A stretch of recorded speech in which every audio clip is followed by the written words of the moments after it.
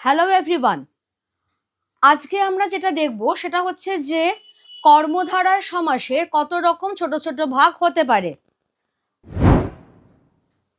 প্রথমেই আমরা যেটা দেখে নেব যে কর্মধারয় সমাস বিষয়টা কি। সেটা তো অবশ্যই একটা ছোট্ট আইডিয়া আমাদের করে রাখতেই হবে। কর্মধারয় সমাস বিষয়টা হচ্ছে যেখানে পূর্বপদ আর পরপদ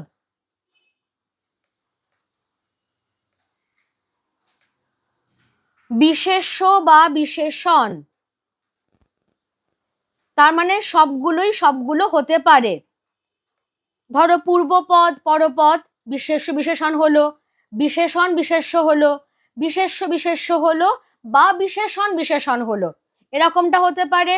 আর দ্বিতীয়ত যেটা, সমাসবদ্ধ পদে সবসময় পরপদের অর্থ প্রাধান্য থাকবে।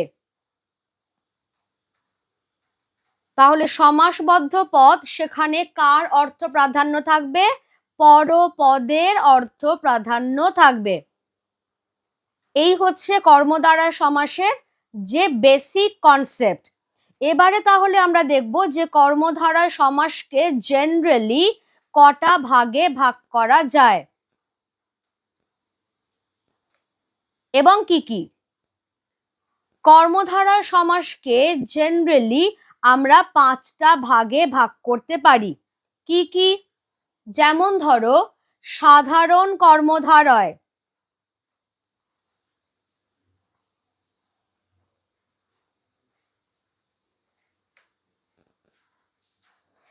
নেক্সট যেটা চলে আসবে সেটা হচ্ছে মধ্য পদলোপী কর্মধারয়। বানানগুলো কিন্তু একটু সবাই খেয়াল রাখবে। মধ্য পদলোপী কর্মধারয়, ধারায় নয় কিন্তু। হয়ে গেল মধ্য পদলোপী কর্মধারয়। নেক্সট হচ্ছে উপমান কর্মধারয়,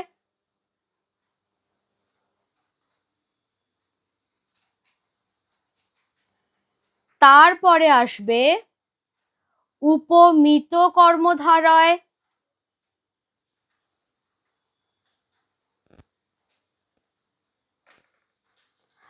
আর যেটা লাস্টে আসবে সেটা হচ্ছে রূপক কর্মধারয়।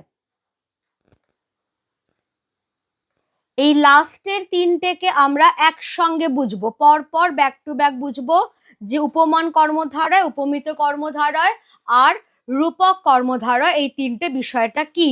আপাতত যেটা নিয়ে আমরা ডিল করব সেটা হচ্ছে সাধারণ কর্মধারয়। সাধারণ কর্মধারয় সেগুলোর কিরকম কি গতি প্রকৃতি, ওই যেটা বললাম পূর্বপদ পরপদ কিরকমটা কি হচ্ছে, সেগুলো যদি আমরা পরপর একটু দেখে নিই, সেখানে প্রথমেই যেটা আমরা আনতে পারি সেটা হচ্ছে বিশেষ্য প্লাস বিশেষণ, অর্থাৎ টাইপ 1। টাইপ 1 যেটা, সেটা হলো পূর্বপদ বিশেষ্য, পরপদ বিশেষণ। অ্যাজ ফর এক্সাম্পল আমরা লিখলাম, ধরো নরাধম। নরাধম কথাটার তুমি যদি সন্ধি বিচ্ছেদ করো তাহলে দাঁড়াবে নর যোগ অধম। নর কথাটা হচ্ছে বিশেষ্য, অধম কথাটা হচ্ছে বিশেষণ। এবার ব্যাস বাক্যতে জিনিসটা ঘুরে যাবে, এই রকম ভাবে আসবে, অর্থাৎ কি না, অধম যে নর,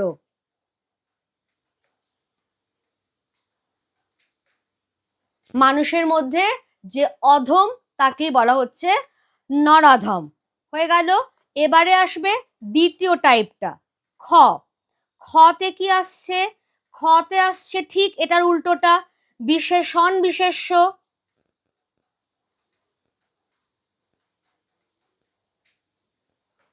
বিশেষণ প্লাস বিশেষ্য। ধরো সেখানে আমি এক্সাম্পল নিলাম পূর্ণচন্দ্র। এখানে আর সন্ধি বিচ্ছেদ করবার কিছু নেই, এখানে আমি পরিষ্কার বুঝতে পারছি পূর্বপদ হচ্ছে পূর্ণ, যেটা একটা বিশেষণ, আর পরপদ চন্দ্র বিশেষ্য। তাহলে ব্যাস বাক্য কি দাঁড়াবে? পূর্ণ যে চন্দ্র। খেয়াল রাখতে হবে যে সাধারণ কর্মধারয় সমাসের ব্যাসবাক্যের কিন্তু একটা টিপিক্যাল চেহারা আছে, যেখানে ব্যাসবাক্যের মাঝখানে সবসময় যে কথাটা থাকছে। এবার এসো নাম্বার 3, 3 নম্বর যে টাইপটা, 3 নম্বর টাইপটা যেটা, সেটা আমরা বলতেই পারি, ধরো বিশেষ্য বিশেষ্য, আমি একটু আগেই বলছিলাম।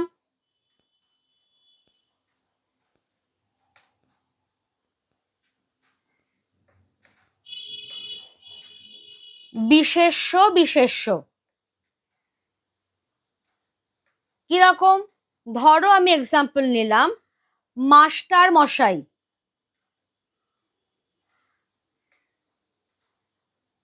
মাস্টার মশাই, এটা এক্সাম্পল নিয়েছি।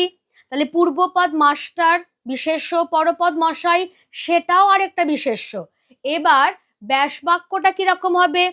যিনি মাস্টার তিনি মশাই, একই ব্যক্তিকে বোঝাচ্ছি যেহেতু, সেই জন্য যিনি মাস্টার তিনি মশাই।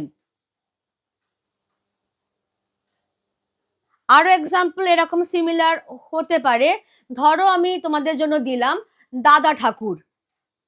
দাদা ঠাকুরটা কি হতে পারে সেটা একটু আমাকে কমেন্টে জানিও তো। দাদা ঠাকুর, দাদা মশাই, পণ্ডিত মশাই, এই জিনিসগুলো কেমন আমাকে একটু কমেন্টে ব্যাসবাক্যটা করে জানিও। এবারে আমরা চলে যাব 4 নম্বর যে টাইপটা। 4 নম্বর টাইপে কি আছে? ঠিক এর উল্টোটা হবে, বিশেষণ বিশেষণ।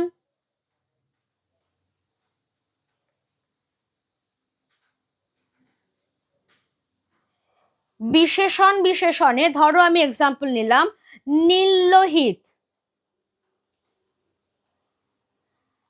নীললোহিত, নীল এটাও একটা বিশেষণ, লোহিত অর্থাৎ যেটা লাল সেটাও একটা বিশেষণ। তাহলে ব্যাসবাক্যটা কি হবে? নীল অথচ লোহিত। সবসময় আমাদের সমাসবদ্ধ পদের অর্থটা বুঝে কিন্তু ব্যাসবাক্য করতে হবে। নীল অথচ লোহিত, এটা কার প্রসঙ্গে ব্যবহৃত হচ্ছে? শিব ঠাকুরের প্রসঙ্গে, কারণ তার গলাটা হচ্ছে নীলকণ্ঠ। তিনি যেহেতু সমুদ্র মন্থন যত বিষ পান করেছিলেন, সেই জন্য তার কণ্ঠ নীল বর্ণ হয়ে গেছিল। অথচ তার কেশ ঈষৎ লালচে তামাটে বর্ণের, সেই জন্য সেই প্রসঙ্গে বলা হচ্ছে নীল অথচ লোহিত। এইটা আমাদের হয়ে গেল যেটা সাধারণ কর্মধারা সমাসের যে টাইপটা। এবারে আমরা নেক্সট চলে যাব আমাদের যে পরবর্তী ভাগটা রয়েছে, অর্থাৎ এটা ডান। এবারে মধ্য পদলোপী কর্মধারয়তে আমরা চলে যাচ্ছি।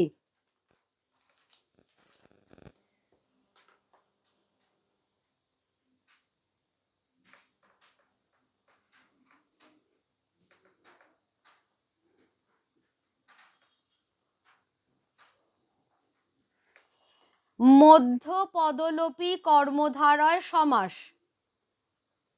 নামটা থেকেই পরিষ্কার, যখন আমি এখানে জিনিসটা শর্টে দেব তোমরাও বুঝতে পারবে যেখানে কি হচ্ছে। ব্যাসবাক্যের ব্যাখ্যামূলক মধ্যপদটি সমাসবদ্ধ পদে লোপ পাচ্ছে।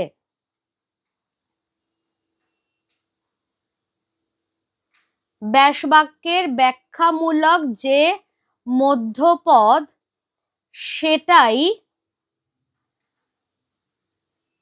সমাসবদ্ধ পদে লোপ পায়, আর সেই জন্যই তার নাম হচ্ছে মধ্য পদলোপী কর্মধারা সমাস। কিরকম? এক্সাম্পল নিয়ে নাও। ধরো আমি যদি বলি কনক বলয়, অভিষেক কাব্যাংশে তোমরা এই টার্মটা পেয়েছো কনক বলয়। আগে শুধু কয়েকটা শব্দ লিখে রাখি, কনক বলয় হলো। নেক্সট ধরো আমরা বললাম হাত পাখা, হাত পাখা চলে এলো। এবারে হয়তো আমি বললাম ঘর জামাই,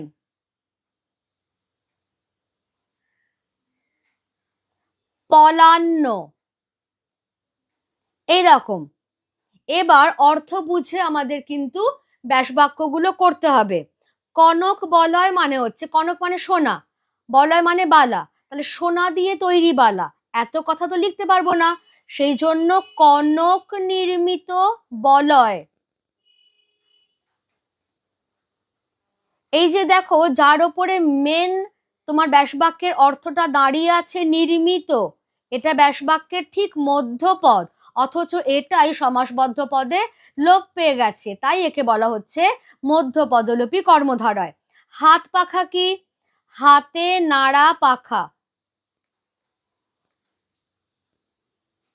যে পাখা হাতে নাড়তে হয়, এখানেও এইটা লোপ পেয়ে গেছে। ঘর জামাই, ঘরে পালিত জামাই,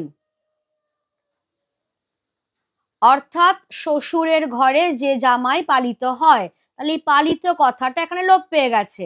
পলান্ন, পলান্ন তুমি সন্ধি বিচ্ছেদ করো, পল যোগ অন্ন, পল মানে হচ্ছে মাংস, অর্থাৎ পোলাও, কিন্তু এখনকার দিনের পোলাও বলতে আমরা যেটা বুঝি সেটা এখানে মিন করা হচ্ছে না, এখানে অনেকটা ওই বিরিয়ানি টাইপটা বোঝানো হচ্ছে।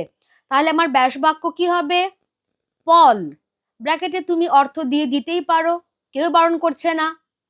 পল মিশ্রিত অন্ন, তাহলে যে অন্ন বা ভাতটা মাংস মেশানো, সেই মেশানো কথাটাই আমার সমাসবদ্ধ পদে মিসিং, সেই জন্যই এগুলোকে বলা হচ্ছে মধ্য পদলোপী কর্মধারয় সমাস।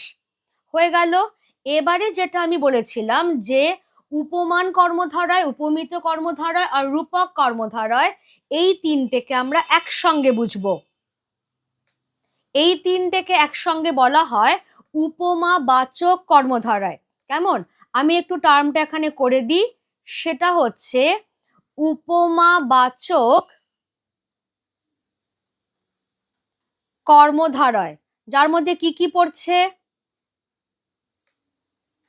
উপমান কর্মধারায় পড়ছে,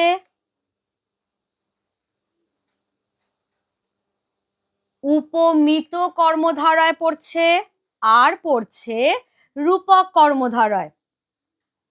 এবার এই পুরো জিনিসটা বোঝবার আগে ডেফিনেটলি আমাদের উপমান, উপমিত, তুলনাবাচক শব্দ আর সাধারণ ধর্ম, এই কয়েকটা জিনিস আমাদের একটু বুঝে নিতে হবে। আমি প্রথমেই একটা এক্সাম্পল সেট করছি। আকাশে কাজল কালো মেঘ জমেছে।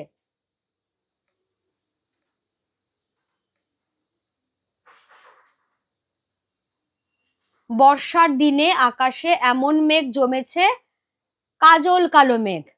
কেমন? এবারে তাহলে বিষয়টা হচ্ছে, কয়েকটা কোয়েশ্চেন নিয়ে নিই আমরা পরপর। সেটা হলো,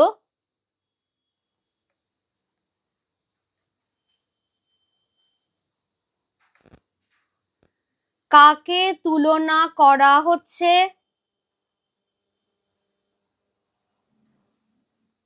কার সঙ্গে তুলনা করা হচ্ছে?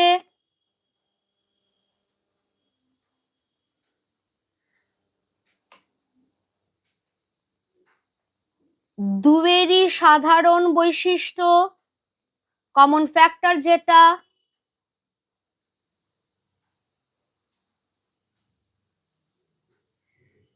আর লাস্ট হচ্ছে কোন শব্দের দ্বারা তুলনা বোঝাচ্ছে।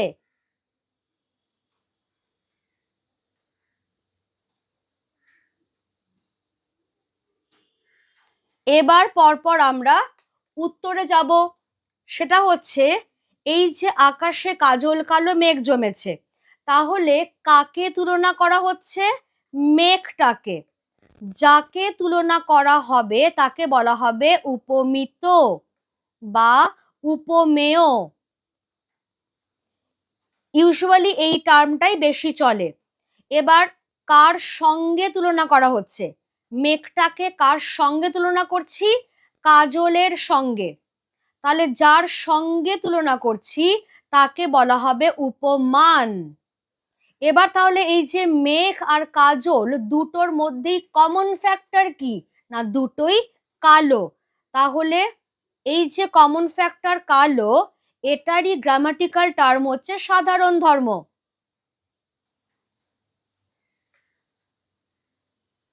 আর কোন শব্দের দ্বারা তুলনা বোঝাচ্ছে? ন্যায়, সেটাকে বলা হবে তুলনাবাচক শব্দ। এবার তোমরা বলতেই পারো যে কাজল, কালো, মেঘ এই তিনটের মধ্যে আছে, ন্যায়টা আপনি কোথা থেকে পেলেন? খুব সহজ, তুমি কাজল কালো শব্দটার ব্যাস বাক্য বার করো। আমি সবসময় বলেছি অর্থ বুঝে ব্যাস বাক্য করতে। কাজলের ন্যায় কালো, ন্যায়ের জায়গায় তুমি যদি মতো করো তাহলেও কিন্তু আনসার সেম, কোনো এতে ভুল নেই।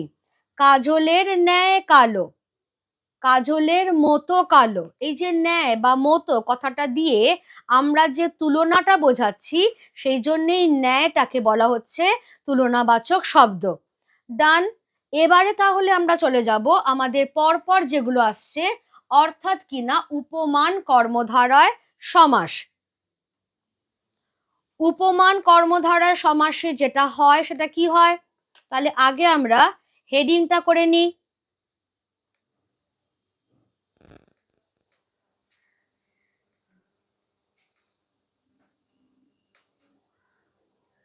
উপমান কর্মধারয় সমাস, সেখানে কি হয়? সেখানে যেটা হয়, নাম্বার 1, উপমানের সঙ্গে সাধারণ ধর্মের সমাস। উপমানের সঙ্গে সাধারণ ধর্মের সমাস।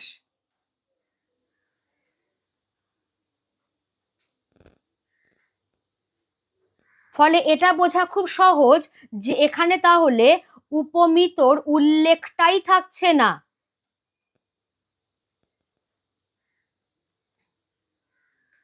উপমিতর উল্লেখ থাকে না। কিরকম? তুমি এক্সাম্পল নিয়ে নাও, কুসুম কোমল। কুসুম মানে এখানে ডিমের কুসুম ভেবো না, কুসুম মানে এখানে হচ্ছে ফুল। তাহলে ব্যাস বাক্য কি হবে? কুসুমের ন্যায় কোমল বা কুসুমের মতো কোমল, যাই করো। আমি একটাই টাইপ ধরে করছি, কুসুমের ন্যায় কোমল। খেয়াল করো এখানে আমি কোনো একটা জিনিসকে কুসুমের সঙ্গে তুলনা করছি, তাহলে যার সঙ্গে তুলনা করছি কুসুমটা তাহলে হয়ে যাচ্ছে এখানে উপমান। দুটোর মধ্যে কমন ফ্যাক্টর হচ্ছে যে দুটোই কোমল, নরম, এবং এই তুলনার বিষয়টা বোঝাচ্ছে ন্যায় কথাটা। তাহলে এখানে যে সমাসটা হচ্ছে সেটা হলো উপমানের সঙ্গে সাধারণ ধর্মটার। কিন্তু কাকে তুলনা করছে আলটিমেটলি? উপমিতটা কোথায়? নেই, উপমানটাই প্রাধান্য পাচ্ছে এখানটাতে। সেই জন্য আমরা এটার নাম দিচ্ছি উপমান কর্মধারয় সমাস। হলো। এবারে তাহলে নেক্সট চলে এসো উপমিত কর্মধারয় সমাস।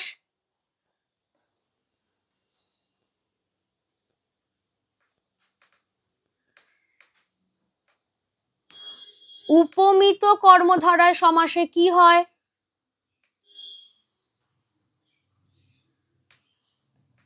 উপমিত কর্মধারয় সমাসে যেটা হবে, ফার্স্ট পয়েন্ট হচ্ছে সেখানে উপমান ও উপমিতর মধ্যে সমাস হবে।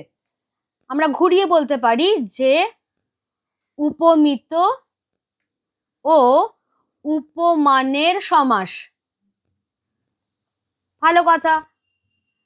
এবার আশ্চর্যের কথা, সাধারণ ধর্মটার উল্লেখ থাকছে না। সাধারণ ধর্মের উল্লেখ থাকবে না। যেমন ধরো আমি যদি বলি পুরুষ সিংহ, বিদ্যাসাগর মশাই সম্পর্কে বলা হয় যে তিনি পুরুষ সিংহ ছিলেন, তাহলে এখানে ব্যাস বাক্যটা কি হবে? এমন একজন পুরুষ যাকে আমি সিংহের সঙ্গে তুলনা করছি। তাহলে আগে চলে আসবে উপমিতটা, অবভিয়াসলি যাকে তুলনা করছি, পুরুষ সিংহের ন্যায়। খুব ভালো কথা। তাহলে এখানে উপমিতটার সঙ্গে উপমানের তুলনা হলো, তুলনাবাচক শব্দটাও আমরা পেয়ে গেছি। কিন্তু কোন কমন ফ্যাক্টরটার জন্য আমি একজন পুরুষ মানুষকে সিংহের সঙ্গে তুলনা করলাম? সিংহের বীরত্ব, তার শৌর্য, বীর্য, সাহস, কোনটা? সেই সাধারণ ধর্ম বা কমন ফ্যাক্টরটারই কিন্তু উল্লেখ এখানে থাকছে না। যেহেতু এবার এখানে উপমিতটাই আগে চলে আসছে, সেই জন্য এই সমাসটার নাম হচ্ছে উপমিত কর্মধারয় সমাস। ক্লিয়ার সবার কাছে? এবারে নেক্সট আমরা যেটা যাব সেটা হলো রূপক কর্মধারয় সমাস। রূপক কর্মধারয় সমাস is very very important. Actually সবকটা সমাসই ইম্পর্টেন্ট, কিন্তু রূপক কর্মধারয় সমাসের মধ্যে একটা অভিনব ব্যাপার আছে। কি সেটা? না, সেটা হচ্ছে এখানে যেটা হয় সেটা হলো উপমিত ও উপমানের মধ্যে অভেদ কল্পনা করা হয়।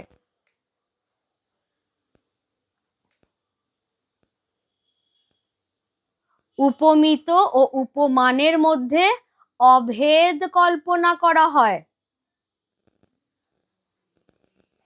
এতক্ষণ অবধি কি হচ্ছিল? দেখো, উপমান কর্মধারায় আমরা যেটা হচ্ছিলাম যে একে ওর সঙ্গে তুলনা করা হচ্ছে, উপমিততেও তাই, ওকে এর সঙ্গে তুলনা করা হচ্ছে। কিন্তু এখানে যেটা হচ্ছে যে আমি যাকে তুলনা করছি আর যার সঙ্গে তুলনা করছি তাদের মধ্যে একটা অভেদ কল্পনা করে নিচ্ছি, মানে এটাই ওটা। যেমন আমরা যদি বলি যে কথাটা শুনে তিনি ক্রোধানলে জ্বলে উঠলেন, তাহলে সত্যি সত্যি কি তিনি আগুনে জ্বলছেন? জ্বলছেন না, কিন্তু রাগটাই হয়ে যাচ্ছে আগুন। তাহলে এই যে রাগের প্রসঙ্গে জ্বলে ওঠা কথাটা আসছে, তখনই ক্রোধ আর অনল দুটো মিলেমিশে একাকার হয়ে যাচ্ছে। তেমন আসল জিনিসটা হচ্ছে ক্রোধ, সেজন্য আগে আমি লিখলাম উপমিত, তাকে আমি মিলিয়ে দিচ্ছি অনলের সঙ্গে, সেজন্য পরে লিখলাম উপমান। তোমাদের কাছে কোয়েশ্চেন আসতেই পারে যে উপমান উপমিতর মধ্যে অভেদ কল্পনা করা হয় কোন সমাসে। দ্যাট হার্ডলি ম্যাটার্স যে আমি কোনটাকে আগে লিখলাম কোনটাকে পরে লিখলাম, কিন্তু the only thing that matters সেটা হচ্ছে অভেদ কল্পনা। যেমন আমি এক্ষুনি যে এক্সাম্পলটা দিলাম, ক্রোধানল, এবার এটার ব্যাস বাক্য কিরকম হবে? ক্রোধ রূপ অনল, অর্থাৎ রাগটাই হচ্ছে আসল, আর সেই রাগটাকেই আমি আগুন ধরে নিচ্ছি, সেই জন্য উপমিতটা আগে আসবে, ক্রোধ রূপ আগুন। এবার আরেকটা জিনিস আমি শিখিয়েছিলাম, সেটা হচ্ছে আগুন কথাটা তো আমরা আনতে পারবো না, কারণ আমার ব্যাসবাক্যে এইখানটাতে সমাসবদ্ধ পদে আগুন তো নেই। এইটার জন্য ইচ্ছে করে আগুনটাকে দিয়ে এবার আমি কেটে দিচ্ছি, কারণ এখানে আমাকে আনতে হবে অনল। তোমরা তো বলতেই পারো যে হ্যাঁ, অনল আর আগুনের মধ্যে তো কোনো তফাৎ নেই, আমি মানছি, কিন্তু আমার সমাসবদ্ধ পদে অনল আছে, সেই জন্য আমি অনলটাই আনতে বাধ্য। এবারে ধরো বৈষ্ণব পদাবলীর একটা পদে শ্রী রাধা বলছেন যে শ্রীকৃষ্ণকে দেখবার জন্য তার আঁখি পাখি ধায়। তাহলে সত্যি সত্যি তো আর চোখটা ধেয়ে যাচ্ছে না, পাখি হিসেবে কল্পনা করা হয়েছে চোখটাকে, যে চোখের যে তৃষ্ণাটা সেটাই যেন পাখির মতো ধেয়ে যাচ্ছে। তাহলে আমার নেক্সট এক্সাম্পল যদি আমি নিই, আঁখি পাখি, তাহলে সেখানে কোনটা ইজ ইকুয়াল টু কোনটা? আঁখি ইজ ইকুয়াল টু পাখি। তাহলে আঁখি যেটা আসল বস্তু চোখ, আঁখি রূপ পাখি, অভেদ কল্পনা করা হচ্ছে, এটা ইজ ইকুয়াল টু এটা। যেমন ধরো আমি যদি বলি মনোমাঝি,